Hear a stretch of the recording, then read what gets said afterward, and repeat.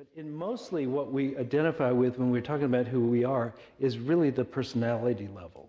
This is that they have been doing a lot of studies about the brain and where this sense of I comes, this self-referencing aspect of us comes from. And it is in a small portion of the brain, and that part of the brain can be shut down through either meditation or hallucinogenic drugs.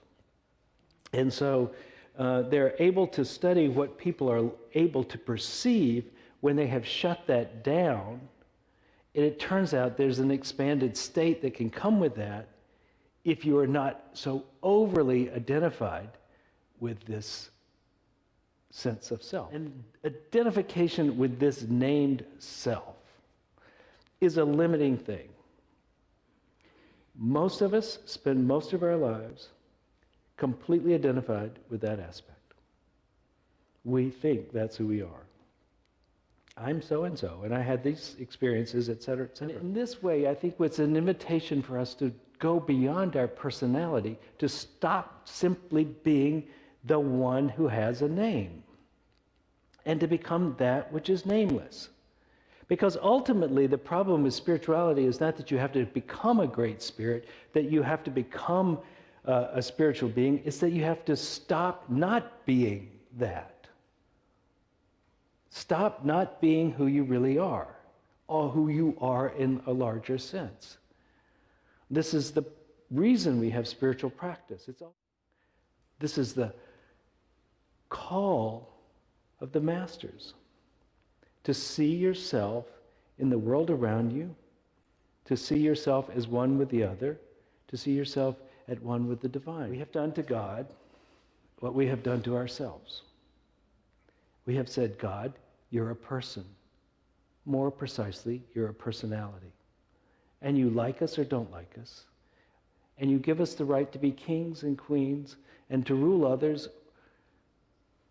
And you can bestow gifts upon us. And you can be separate from us. And you can be whimsical. You can give and you can take back.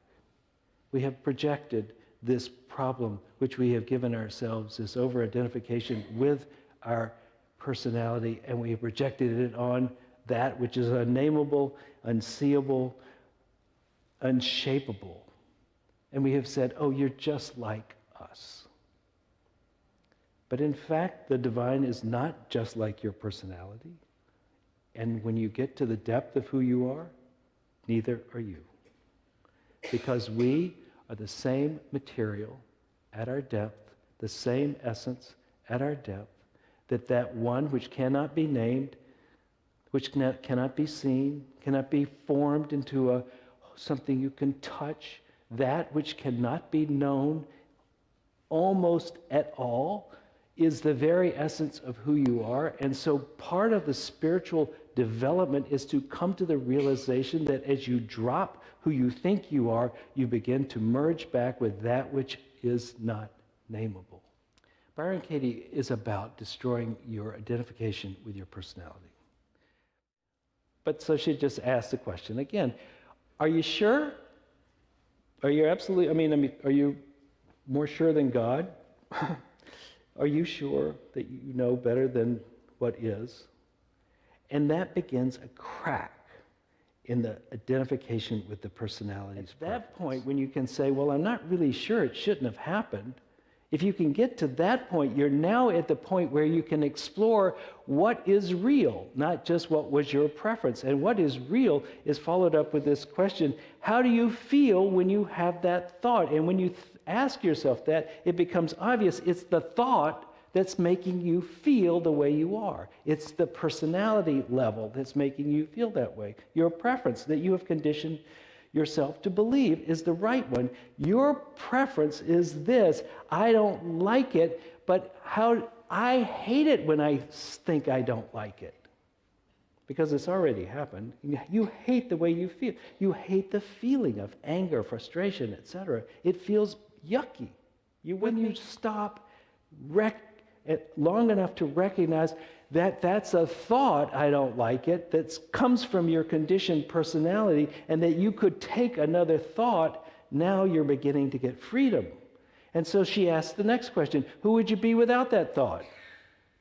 Simple, isn't it? Who would you be without that thought? And then it's really clear that the thought makes you ill, not the thing that happened. If you want to know more of who you are, then you have to stop relying exclusively on the eyes, the ears, the nose, and the mouth, and come down to this awareness, which comes when you stop being only a personality.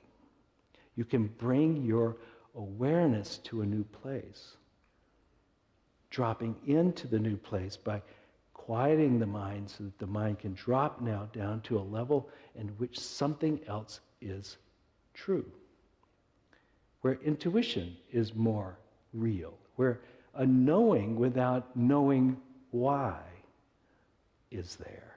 And this is what the personality deals with. That's what the five senses deal with. That's what all your history deals with. This. But who you are in the bigger side of you is not seen with the eyes. And it can't be touched by this here. And things can go well and things can go poorly, but this is indestructible, unchangeable. This is who you really are. This is the you that has no name. This is where you and God meet. And work on going deeper beyond the personality into the ineffable aspects of yourself. And then align all of it with your heart's desire. And not your personality's desire, but your heart's desire. Align all of it with that. And then relax. Already done the alignment, which is the most important thing. To be at one with yourself, to be harmonized, to be in sync with yourself, be aligned up. That's your job. 9/10 of your happiness doesn't come from what happens on the outside, but from what's happening on the inside anyway. It's not what happens, it's how you think about it, how you feel about it, how you act with it.